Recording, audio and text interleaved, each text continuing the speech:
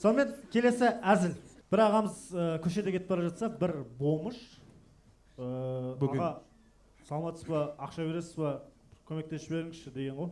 Сөйтсе ана ағамыз ойланып тұрып, балық берме, қармақ бер деген есіне түсіп кетеді ғой. Сөйтеді ана бомыжға новый қармақ алып береді ғой.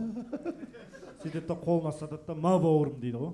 Сөйтіп қармақты ұстап тұрып бірдеңе деген сол анекдоттың соңы. Бомыш бүйтеді, қармақты алады да, брат 3 мыңға қармақ аласың ба дейді. Бірден ба? Бірден өзіне сатып жібереді. Ибаны арзан ғой деп алып алады. Болмаса бомыш түсіндірсеші, сен інім мақал дұрыс түсінбеген екенсің. Ол былай ғой. Бұл қармақ бер дегенің бір мүмкіндік жаратып беріп, маған бір есті ашып берсең, содан мен ақша тауып жатсам, сол емес пе? Балық берме, қармақ бер деген. Сен де жақында бомыш болатын адам екенсің десең. Қармақ береді ғой. Өмір қармақ бересің, әке десе.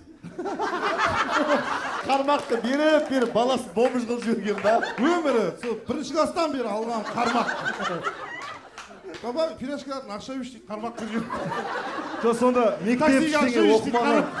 Біз класста 8 марқа ақша жинап отырдық. Қармаққа отырып қалған әке да. Әкесі қармақшынікі болсашы.